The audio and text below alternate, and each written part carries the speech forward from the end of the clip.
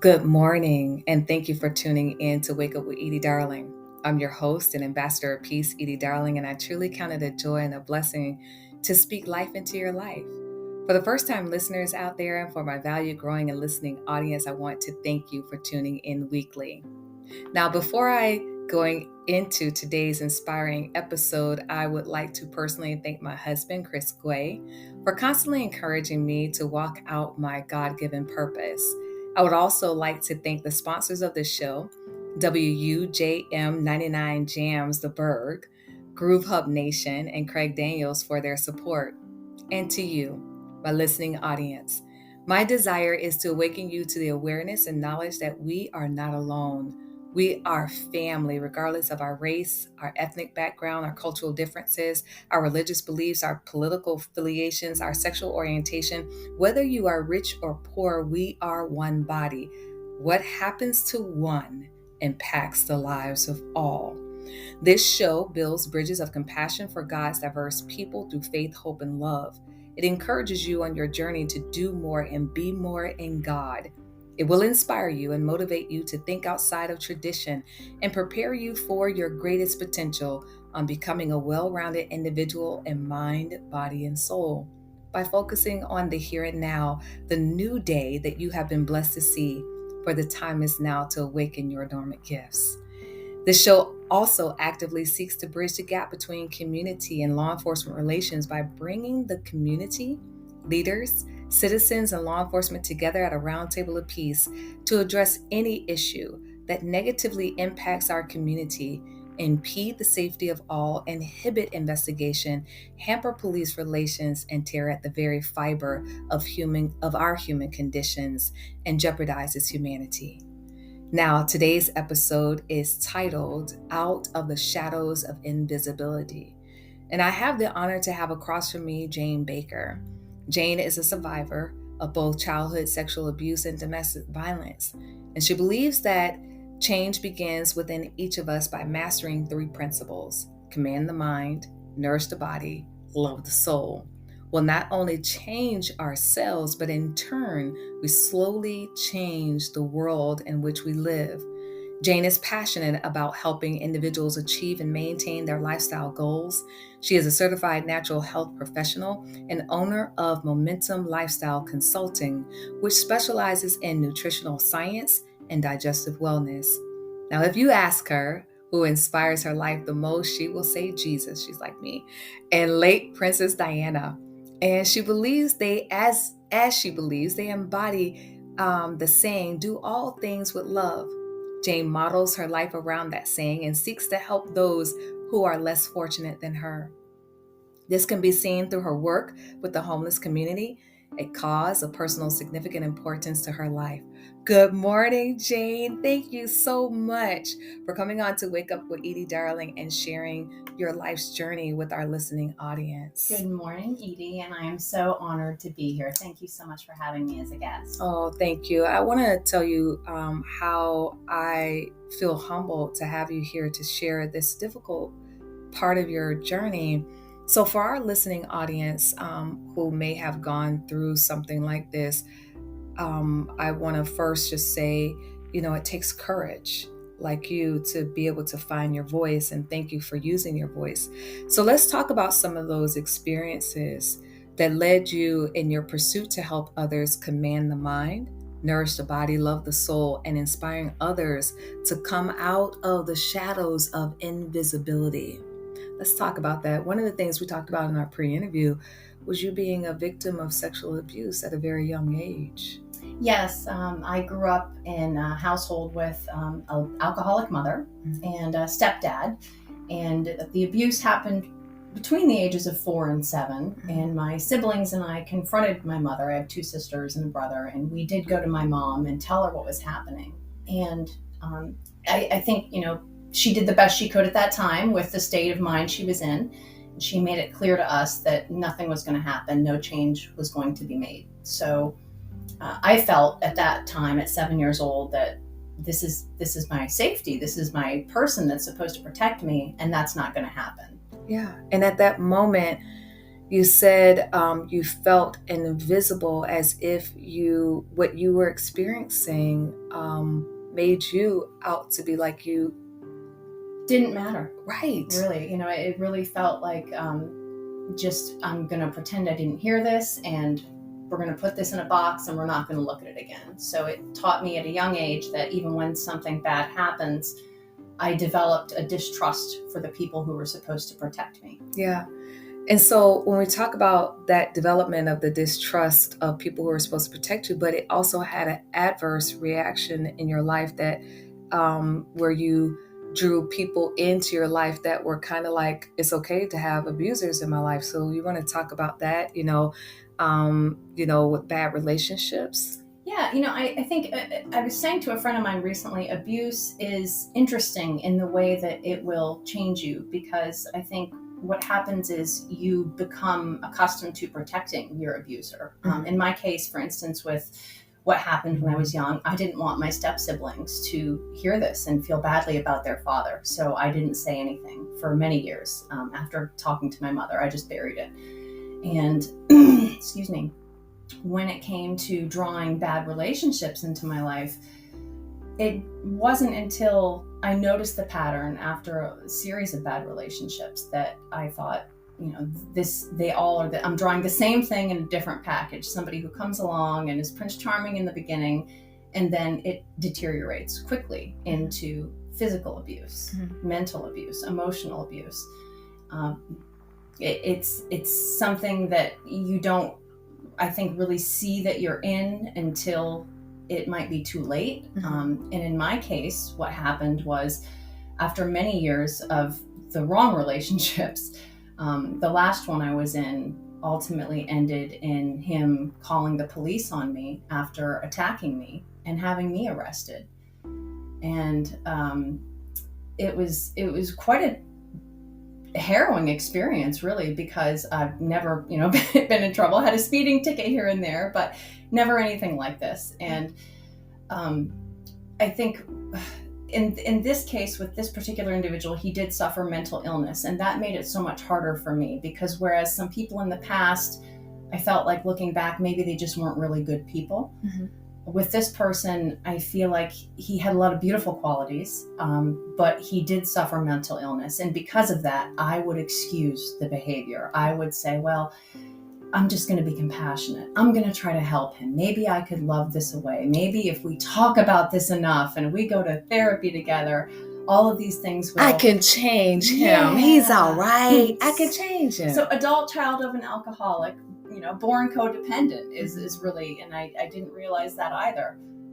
But in this particular case, the situation was, the police come to my home, and the Florida state law is that if you live together and somebody calls the police and reports domestic violence, they will automatically take the person who did not call. So in my case, well, they're supposed to look at who's the primary aggressor. We won't go there, but in this case, so I want to, not to interrupt you, but I want to at least clarify that part, is that they're supposed to look at who's the aggressor, not that if you're the caller, who's not the caller. But continue. Okay, well, and that's, I feel like that happened a little bit in my case, because I was fortunate in that, a lot of the work I do in my business is with law enforcement, and I help the first responders with their health and wellness. Yeah. I did not know the two officers who came to my home that night. Yeah. I'm very grateful for them, because they treated me with kid gloves. They showed up, they saw the bruises on my arm, my ripped shirt. They did talk to me. They spoke with him individually. He was somewhere else. And when they came back, they were devastated to tell me, look, we're sorry, but this is just how it has to go. But we're going to give you 20 minutes to make phone calls, do some preparations.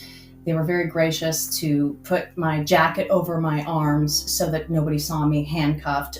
They let me walk out to the cruiser alone, and they waited a few minutes. So I was handled with kid gloves. I was taken down to the jail on Orient Road, where everybody was shocked, and every station I went through for processing kept saying to me, why are you here? You don't seem to belong here. I was held for 48 hours. Quite scary. Didn't know what was going to happen. Yeah. And, but again, thankful that I was treated so nicely. I think for me, what happened was, the jail phone calls are recorded, as you probably know. Mm-hmm. And he made 2 statements to me on that recorded line that I think are what helped me. Mm-hmm. One statement was that he felt that one of us was going to go to jail that night and it was not going to be him. Mm-hmm. The other was that he said he had no intention of telling the police that he had falsified a report unless I agreed to sign an affidavit swearing that I would not tell his friends or family what he had done to me. Mm-hmm. So I think those calls were heard, and I think that ultimately your charge against you was dropped. Everything was completely dropped. From what I understand, even if he had dropped the charges, which he hadn't, the state could still prosecute me. Mm-hmm. And before I left, there was actually no bond. It was put on there that it was the prosecution was not willing to prosecute me, and I'm incredibly grateful for that. Yeah. But it was still a very shameful, awful experience. And this became somewhat of a wake-up call for you, because not only were you a victim of abuse all those years, but now having a label, so to speak, as you being accused of abusing someone else made you wake up to say, this part of my life is over. Absolutely. Yeah. I mean, to see, battery, that's just, it's absurd for anybody who knows me and knows the kind of person that I am. But even other things he had done, attacking me and taking me down in the bedroom one night and a chunk of my leg getting taken off by the corner of the bed, and then taking my phone to leave the apartment so that I couldn't call the police on him. Yeah. In the middle of this altercation, my hand had hit the camera button on the phone, so I'm being tossed around screaming, "Get off me, get off me." And there's this 5-second video on my phone of this. When I confronted him about that, he said that I was to blame for why he physically attacked me. So let's examine that for a moment, because we know that there are many people, whether it's a male or a female, who have found themselves in abusive relationships. In some kind of way or some way they stay. So you said you've had a pattern of abusers in your life from the time that you were a child, of feeling that invisibility and ultimately attempting to find your voice in the midst of it, to say, okay, this isn't really about them anymore. It is about me and what I am allowing in my life.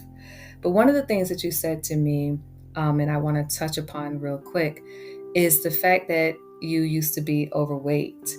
And one of the reasons why you felt that is because, trying to hide, whether we try to hide our body and try to make ourselves more unattractive to individuals. But there was one moment for you that made you, not just your mom, saying nothing's going to happen out of this, but there was a defining moment for you and an incident that happened with a gentleman that walked past you, of where you actually felt invisible. So explain that to the listening audience. Yeah, so prior to 2006, I weighed about 80 pounds more than you see on me here today, and hadn't gotten into natural health and wellness yet. So I was downtown one day in downtown Tampa. It was rainy and windy, and I had a lot of binders and books in my hand to go in to have an appointment with somebody. And as I was getting kind of knocked around by the wind and I fell down to pick up my binders, a good-looking man walks by, looks down at me, steps over me to open the door and let himself in this building. And I thought to myself, if I was what he would think of as a beautiful woman, he would have offered to help me. Mm-hmm. And I felt absolutely invisible, and it triggered all of the invisibility feelings and the inadequacy and inferiority from being a child and not being acknowledged to say, hey, this is what's going on, and fueled all of that again as being an adult. When I hear those stories of, invisible as a child, feeling invisible as an adult, how outside of, being in bad relationships, how else did that impact you and impact your life? And in regards to, how you dealt with people, I know you talked about the distrust, but how else did that impact you? I feel like it had 2 effects. The negative one, I say negative, and perhaps it's positive because now I can identify it. I became that codependent caregiver. I really thought I could fix everybody, and I thought I could change everybody if I just was better, if I was perfect, if I did this right or that right, maybe they would stop being this way. So I would, with one relationship, he told me that I was too heavy. I'm 5'8", I weighed 120 pounds. I thought, okay, I can lose 10 or 15 more. So I got down even skinnier, to the point of everybody thinking I had anorexia. Right. I think that so you more internalized it and made all of these negative things that were happening, truly you internalized it and made it about you. If I could only be a little bit better, if I could only be a little bit more prettier, or if I could, then they would love me like they should, or how I desire to be loved. Absolutely. Broke all of the 4 agreements. The first one being don't take things personally. I took everything personally. And it was not easy. But it was something that I had to go through, and I'm thankful that I did. I have a real problem with taking a label of being a victim, because I don't think we're victims if we recognize the pattern and we look within ourselves. I think education is important, right? So with the case of my ex, him having mental illness and being on specific medications to treat that mental illness, I think educating myself about the illness helped to depersonalize it for me. But at that point, you have to stop and you have to say, what is so unbalanced inside of me that I need to work on, so that I don't draw that to me again in another package? Because that's what I was doing. Same package, different person. But for those that are out here who haven't come to that conclusion, like you were able to internalize, but yet identify, hey, there's something wrong with me and maybe how I'm thinking, or because of my past experiences.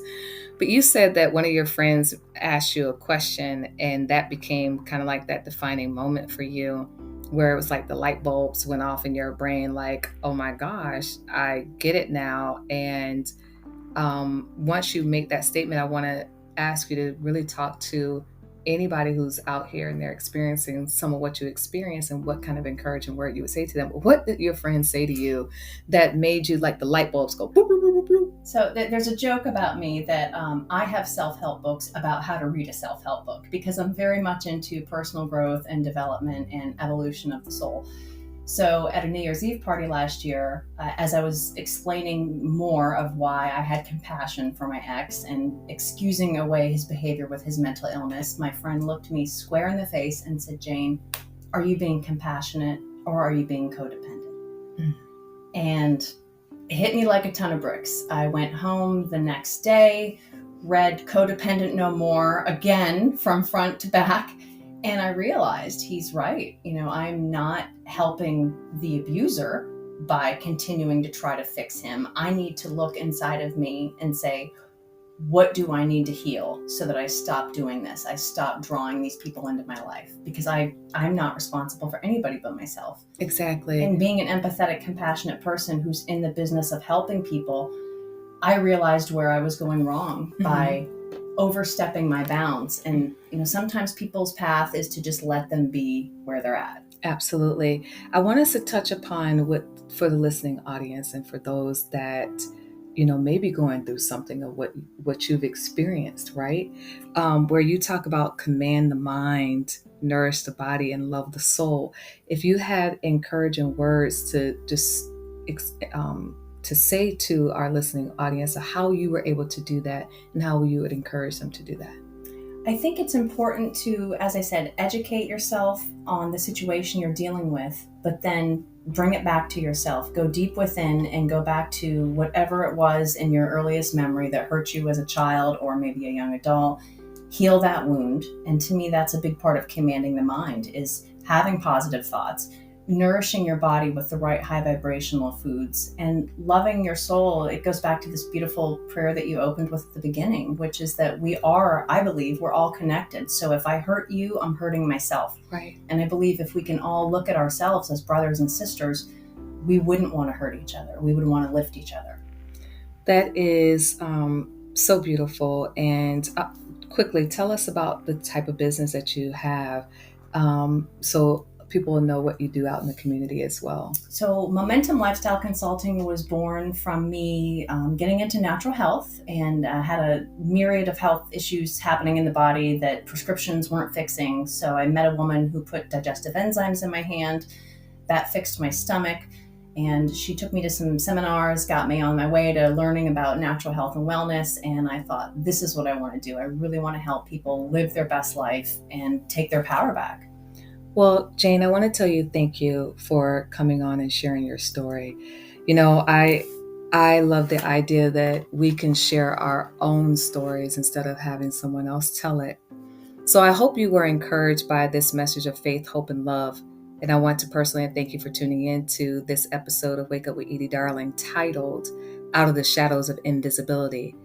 If you feel your community, business, organization, or government entity are stuck and can't seem to move forward for the sake of all, and you desire a peaceful resolution, I am here. Also, if you are a victim of domestic violence, and I urge you to seek help and to call 911 in the event of an emergency, or seek shelter in a safe haven. Also, you know, for those out there who have a unique story of how your community or you have turned a negative situation around through faith, hope, and love, I would like to hear from you. Email me at awakenyourdormantgifts@gmail.com. And please don't forget to follow me on social media. But before I end this episode, I would like to leave you with this parting prayer. Father God, we come before you as humbly as we can, seeking you right now. You know the needs of your people. Many of them are hurting, crying, and simply are lost without you. Reintroduce yourself to your people, Lord. Teach us your ways. Reveal yourself to us like only you can. Open our eyes to receive your truth, that truth which sets captives free. For whom the Son sets free is free indeed. Protect us, Lord. Guide us. Lead us in your path. May we recognize you as our God in whom we can rely upon, as your words say in Isaiah 41:10. So do not fear, for I am with you. Do not be dismayed, for I am your God. I will strengthen you and help you. I will uphold you with my righteous right hand. Help us to establish a personal relationship with you. Like Saul, later named Paul in the Bible, may we have a road to Damascus experience, encounter with you on life's journey, so that we can distinguish your voice so clearly from that of our own, so that we will know the shepherd's voice. Awaken our spiritual gifts, Lord. May we use our gifts to glorify you. May we never become jealous of the gifts of others, but to always encourage one another to be uniquely you, for we are wonderfully made in your image. This, Father, we pray. Amen.